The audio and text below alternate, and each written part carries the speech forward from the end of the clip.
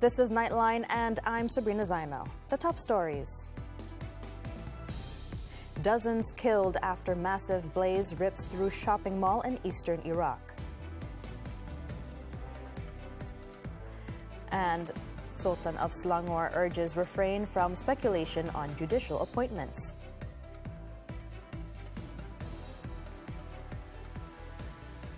Good morning. We begin Nightline with this story. At least 61 people, including men, women and children, have been killed, and several more are missing in a huge fire at a hypermarket in Kut City in eastern Iraq on Thursday.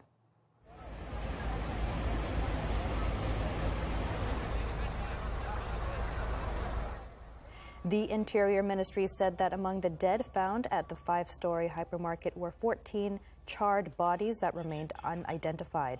So far, civil defense teams rescued 45 people from inside the building, with rescue efforts still ongoing.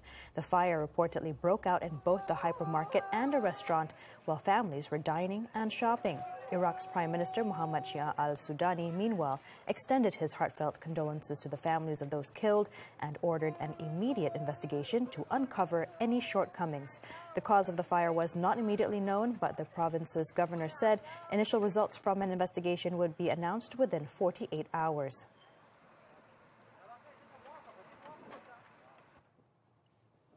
Sultan of Selangor Sultan Sharifuddin Idris Shah has urged all parties to refrain from making speculative or unfounded allegations regarding judicial appointments without complete and verified information. Sultan Sharifuddin stressed that such matters must be handled with care and based on facts to preserve the integrity of the legal system. The Sultan, who chaired the 269th meeting of the Conference of Rulers on July 16th, following a pre-council meeting on July 15th, said the session proceeded smoothly and successfully. Among the key items on the agenda were consultations on the appointments of the Chief Justice, Court of Appeal President, Chief Judges of Sabah and Sarawak, and other senior judges of the superior courts. In this process, Sultan Sharifuddin emphasized the importance of strictly adhering to the legal provisions, particularly Article 122B of the Federal Constitution, which outlines the procedure for appointing senior judges. The ruler also expressed full support for the July 10th statement issued by Istana Negara, which affirmed that the Yang di-Pertuan Agong may appoint senior judges upon the advice of the Prime Minister and after consultation with the Conference of Rulers. In a statement, the palace said the appointment of top judges is an important national matter that must be handled carefully, with integrity, and in line with the Federal Constitution. Sultan Sharifuddin said the constitutional process must be carried out transparently and with due diligence to uphold the rule of law and the principles of justice that are central to the nation's governance.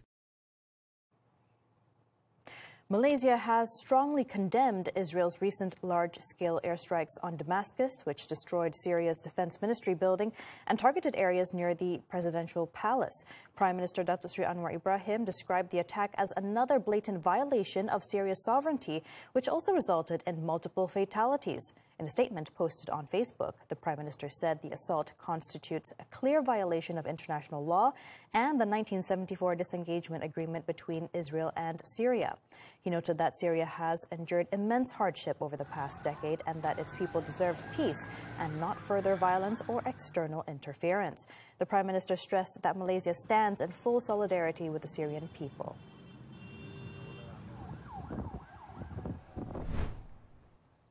Meanwhile, Syrian government forces began withdrawing from a restive southern province as President Ahmed al-Shara sought to restore calm after days of deadly sectarian clashes and Israeli strikes against the Arab state. In a televised speech on Thursday, Shara accused Israel of deliberately trying to create endless chaos and said Syria faced a stark choice: either engage in open conflict with Israel or hand over security control of Sueda province to local Druze factions. Although the president stated that they are not afraid of war, he said the interests of the people were prioritized over chaos, describing it as a deliberate decision to safeguard the safety of its citizens. Shara's remarks came after the Syrian government and Druze leader Sheikh Yusuf Jarbu announced a new ceasefire in the city and said the army had begun withdrawing from Suwaida. The announcement also came hours after Israel intensified its airstrikes in Syria, targeting the defense ministry in Damascus, which killed at least 3 people. In other news, Malaysia and New Zealand are set to enhance bilateral cooperation in disaster management through a more holistic and collaborative approach, focusing on the exchange of information, education and disaster preparedness training. Speaking to the media after a visit to New Zealand's National Emergency Management Agency, NEMA, in Wellington on Thursday, Deputy Prime Minister Datuk Seri Ahmad Zahid Hamidi welcomed efforts to finalise a memorandum of understanding on disaster management between the two countries. Ahmad Zahid, who also chairs Malaysia's Central Disaster Management Committee, said the agreement is expected to be signed during the ASEAN New Zealand Commemorative Summit in October. During the visit, the Deputy Prime Minister also held discussions with New Zealand's Minister for Agriculture, Forestry, Trade and Investment, Todd McClay. In addition, New Zealand has expressed interest in becoming Malaysia's strategic partner in the halal industry, with the goal of positioning Malaysia as a regional hub to access the wider ASEAN halal market.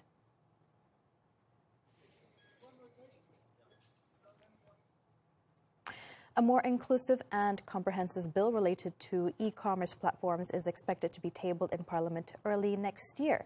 Domestic Trade and Cost of Living Minister Dato' Armizan Muhammad Ali said a review of the existing legislation is set to be finalised next month. Setakat ini ada beberapa syarat juga, sama ada kita tampil dengan satu akta baru ataupun kita repeal akta perdagangan elektronik itu dengan satu akta yang one totally new act ataupun kita repeal akta perdagangan elektronik itu dengan vision yang baru lagi. Armizan said one of the key challenges facing the sector is competition from foreign entities that are currently not governed by local laws. He added that the legal amendments aim to strengthen consumer protection and ensure fairer practices across all online transactions. The updated framework will also address better regulatory control over features like buy now, pay later schemes. Malaysia's e-commerce revenue reached 1.22 trillion ringgit in 2024. Kuala Lumpur City Hall, DBKL, has been urged to halt the planned demolition of 9 hawker stalls in Desa Pandan amid mounting concerns over the fairness of the action and its impact on traders and the surrounding community. Titi Wangsa Member of Parliament Datuk Seri Johari Abdul Ghani has voiced strong objections, saying the traders deserve a more equitable solution, some of whom have been operating at the site for over a decade.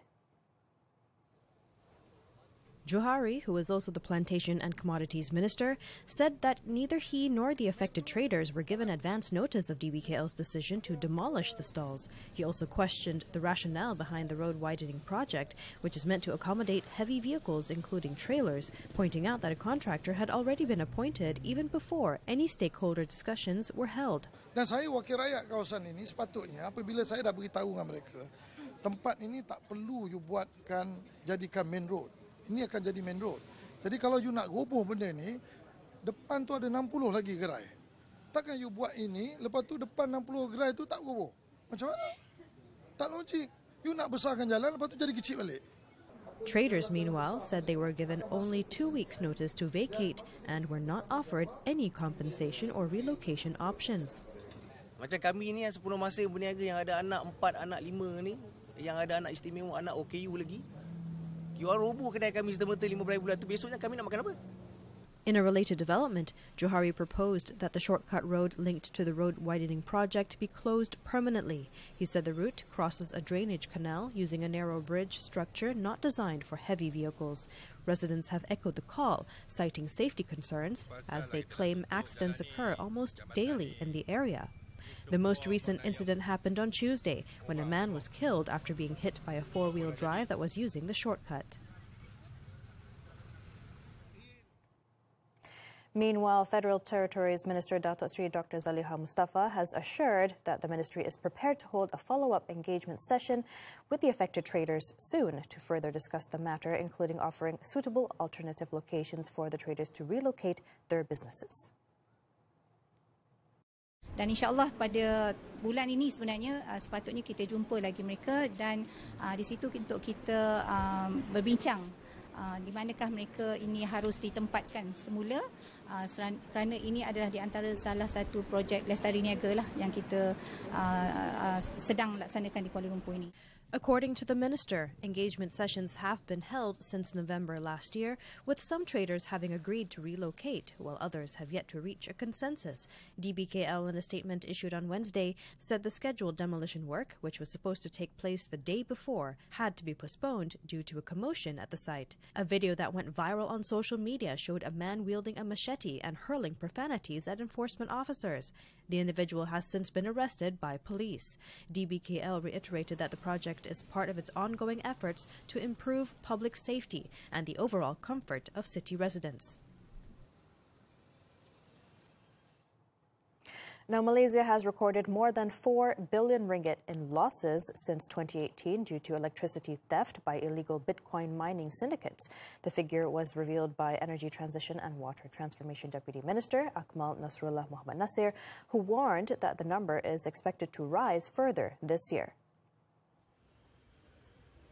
Earlier on Thursday, the Deputy Minister joined a special enforcement operation targeting illegal Bitcoin mining activities across 7 premises in Alor Star, Kedah. One of the locations raided had previously been penalized 9 times by the Energy Commission and Tenaga Nasional Berhad, but continued to resume operations.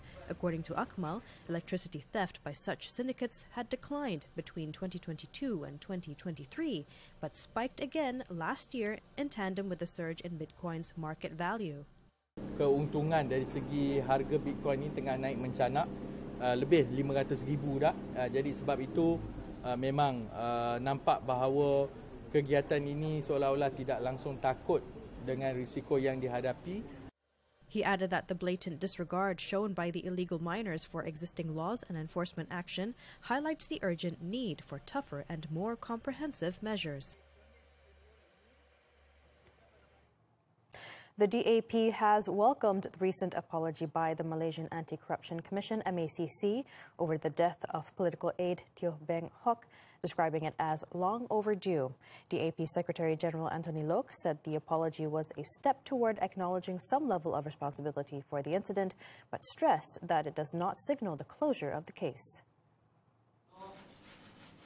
At a press conference on Thursday, Loke and 3 other DAP leaders bowed their heads in a gesture of respect for Teoh's family, who have rejected the MACC's apology. He expressed hope, however, that the family would eventually accept the goodwill compensation offered by the MACC, especially for the benefit and education of Teoh's son, who is now 15 years old. This offer of goodwill contribution is in no way to mean that we are closing the case. The case remains unresolved. It remains open. And it does not mean in any way, by accepting the contribution, that they are satisfied or agreed to settle the case.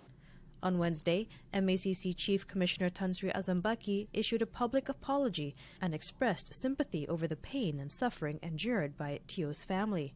Teoh Beng Hock died in 2009 while under questioning by the anti-graft agency. His family has declined to accept the Commission's apology and continues to demand justice.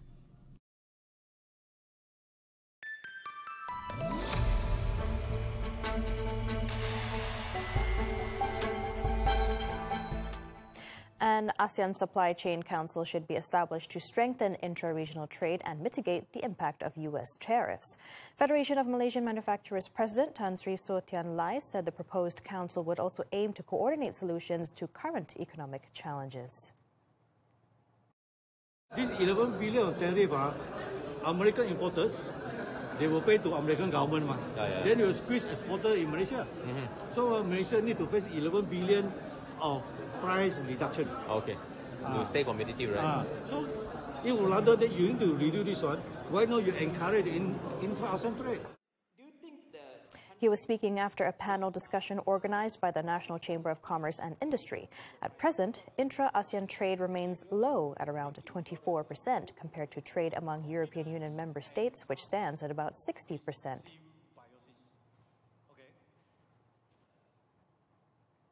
The ringgit could potentially strengthen to 4 ringgit against the US dollar next year, supported by solid economic fundamentals, a weaker greenback, and sustained foreign investment inflows.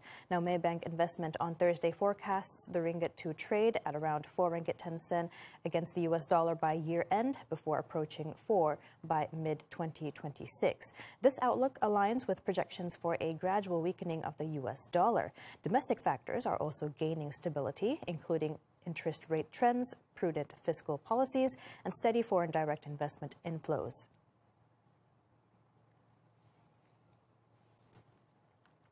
Moving on, Britain's unemployment rate has ticked higher, hovering near a 4-year peak as businesses grapple with domestic tax hikes and newly imposed U.S. tariffs. The Office for National Statistics reported on Thursday that the jobless rate rose to 4.7% in the 3 months to the end of May, the highest level since June 2021. The figure surpassed analysts' expectations of 4.6%. The period reflects the impact of policy changes introduced in April, when the Chancellor raised employers' national insurance contributions and increased the minimum wage. At the same time, a 10% baseline tariff on UK exports, part of measures reintroduced by US President Donald Trump, also came into effect. The data also pointed to slowing wage growth, reinforcing expectations that the Bank of England may cut its key interest rate next month to stimulate the economy.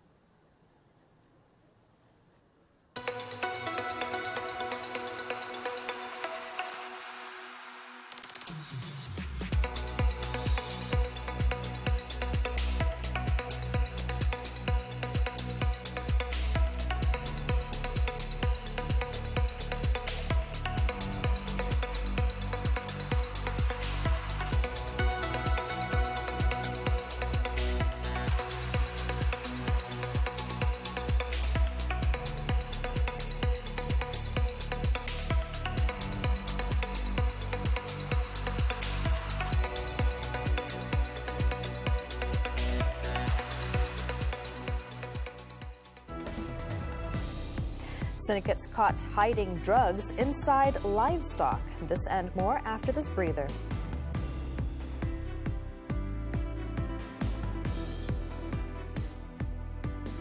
Celebrity newcomer terhangat. Baru masuk gelanggang tapi dah tunjuk taring. Bukan kaleng-kaleng newcomer ni.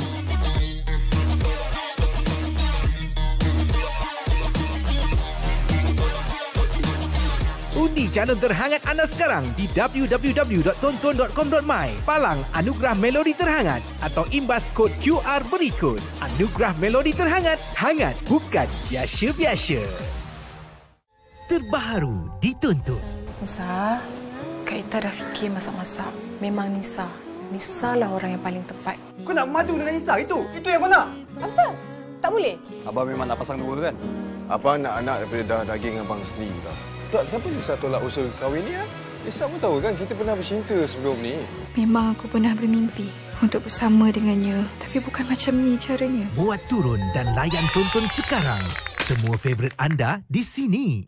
Thanks for staying with us. The wreckage of the police helicopter which crashed into a river in Johor on July 10th will be transported to the Air Operations Force base in Selangor for further investigation. A detailed investigation into the wreckage will be conducted by the Air Accidents Investigation Bureau. Around 11 a.m. on Thursday, the wreckage of the AS-355N aircraft was successfully brought to the surface after it was hoisted by a crane and placed onto the deck of a vessel. The operation involved the Royal Malaysian Navy, the Marine Police Force, and the Malaysian Maritime Enforcement Agency. On July 10th, the helicopter plunged into Sungai Pulai in Gelang Patah while taking part in a multilateral training exercise involving forces from Malaysia, Indonesia, Thailand, and Singapore under the Mitsatom 2025 Nuclear Security Program. All 5 crew members on board the ill-fated flight survived the crash and are still being treated at the Sultan of Sulu Hospital in Johor Baru. Now, Clantan police have raided a secret gathering involving more than 100 gay men at a bungalow in Kemumin, Bengkalan, Cepa last month. In the 1 a.m. operation, police held 20 local men along with hundreds of condoms and HIV medication. Clantan Police Chief Datuk Muhammad Yusof Mamat said police conducted the raid following a tip-off from the public regarding a planned closed-door event involving a gay group in Kota Baru. Semasa sebuah tu, tepati kita penemuan dia, belum ada berlaku hubungan, dan preparation tu ada hasil daripada penemuan dalam rumah. Kita temu banyak kondom dan juga ubat HIV. Kondom dan juga ubat HIV dalam bilik-bilik di rumah tersebutlah. Dan hasil soal siasat juga, dia memang mengakui bahawa dia kumpulan gay. Yusof said this during a press conference in Kota Baru on Thursday. All those detained were aged between 20 and 30 years old and came from various professional backgrounds. 3 of the individuals were found in possession of homosexual pornographic material and are being investigated under the Penal Code for possession of obscene materials. Still in Clantan, police have uncovered a tactic used by drug syndicates where narcotics are concealed in the rectums of livestock, such as cows and goats, to avoid detection by authorities. Yusof said information gathered suggests the practice has been ongoing for several months. He also did not rule out the possibility that the cattle owners were directly involved, playing a central role rather than just acting as middlemen. Yusof noted that while the animals, mainly cattle and goats, were brought into the state through legal routes, suspicions were raised following reports of unusual behavior during quarantine. Jadi kita perhatikan ada juga yang sengaja dia tidak bagi makan agar mungkin dia tak nak lembu tu berak dan sebagainya. Kan? Kita faham lah. Bila lembu berak takut keluar benda-benda tu. Saya dapat maklum tapi kita tak dapat lagi, kita dapat informasi tu. Investigations into the allegations are ongoing, with police working closely with other agencies, including the Veterinary Services Department, to uncover the truth. Authorities have also been instructed to monitor all animals entering the country, with enhanced inspections at quarantine centres and other high-risk areas. Meanwhile, police have ruled out foul play in the death of a 43-year-old contractor whose body was found at a construction site at Bandar Al-Muktafi Billah Shah in Dungun.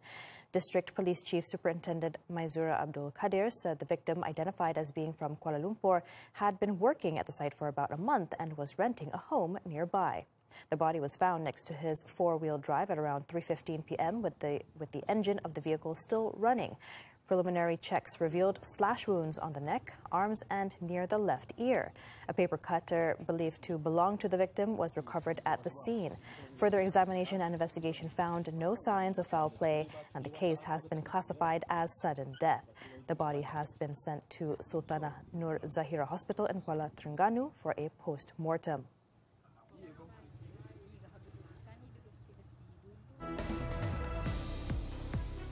Over 60 killed in Pakistan monsoon rains. The details when Nightline returns.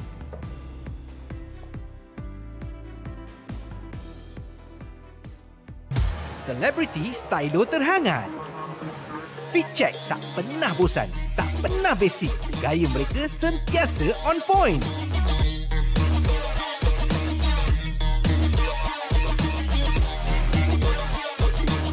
Undi calon terhangat anda sekarang di www.tonton.com.my. Palang anugerah melodi terhangat atau imbas kod QR berikut. Anugerah melodi terhangat, hangat bukan biasa-biasa. Ejen Mata, kerja kita belum selesai. Ejen-ejen muda kita dah sedia ke? Ejen Ali musim ketiga kini ditonton. Aksi lagi padu, drama lagi gempak. Tengok bila-bila kat mana-mana, stream je. Ejen Ali musim ketiga sekarang ditonton. Ya, itu yang sebaiknya. Langgan lagi layan. Bertindak segera. Wanita hari ini. Sayang tapi takut nak kahwin. Takut terikat dengan tanggungjawab ke? Cili banyak-banyak ni nak buat apa ya? Jom buat sambal tumis sotong, sedapnya. Minat dengan sesuatu tu boleh tapi jangan sampai obses dan bawa masalah. Penjagaan bersama selepas bercerai tu boleh elak tekanan untuk anak. Demi kebaikan bersama, apa salahnya bertolak ansur? Yana, kalau ada jodoh tu tak ke mana? Kadang-kadang cari jodoh punyalah jauh, padahal ada depan mata. Semua jadi wanita hari ini TV3 dan stream ditonton. Wanita hari ini. A woman's spirit is boundless. So grab your coffee cup and wear your sassiest smile. Because this season, we're louder than ever. We talk career, health, finance, relationships, and everything in between. Women's Talk is here to empower and inspire you. Join us on Women's Talk every Saturday, 5 p.m. only on CB3 and stream now on Thursday. We're back with the foreign front. In Pakistan, heavy rains have been linked to 63 deaths in the last 24 hours in the country, taking the toll to about 180 since the arrival of the monsoon in late June. The National Disaster Management Authority on Thursday said 290 people were also injured across Pakistan, with the majority of fatalities reported from Punjab. Torrential rain has poured almost without pause across parts of Punjab province since Wednesday morning, causing urban flooding. Residents near a river in Rawalpindi have also been ordered to evacuate after a sharp rise in water levels. Rawalpindi's government has declared a public holiday on Thursday to keep people indoors, as the National Meteorological Department warned of continued heavy rain until Friday.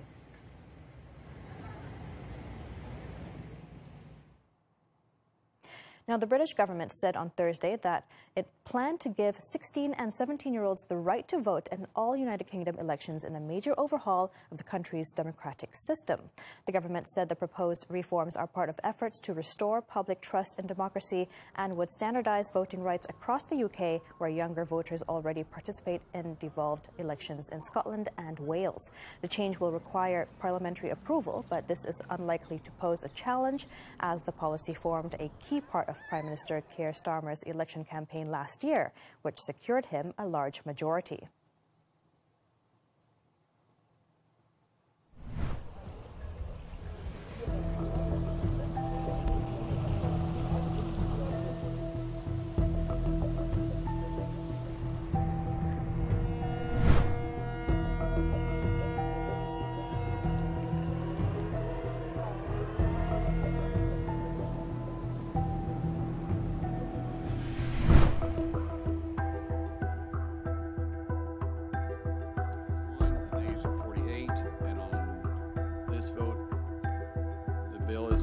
As passed.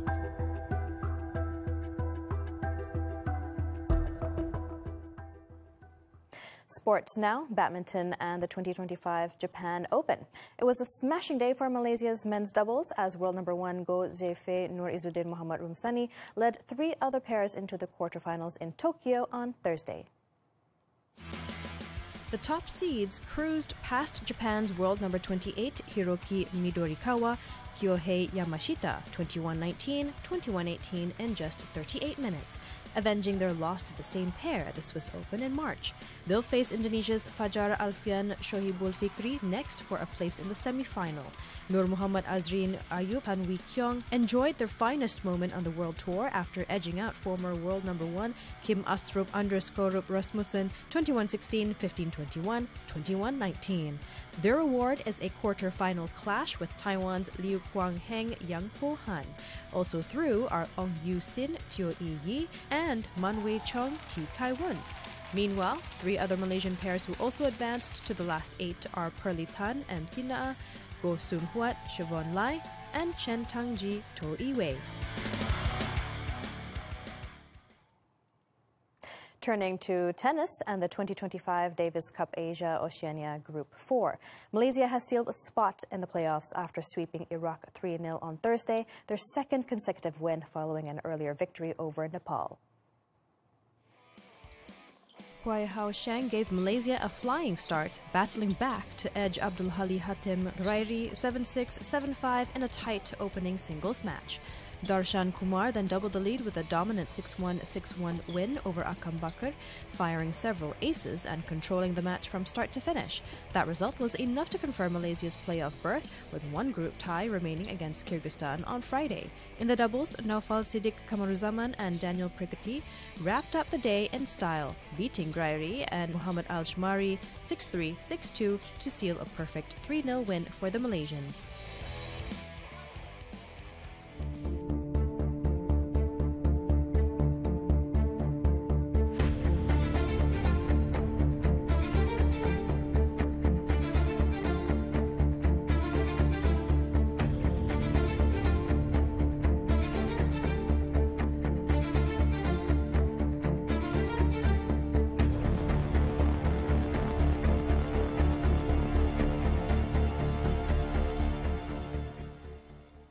And that concludes Nightline this time around. Before we go, let's take a look as Japan's Sega opens its first flagship merchandise store in Tokyo's popular Shibuya district.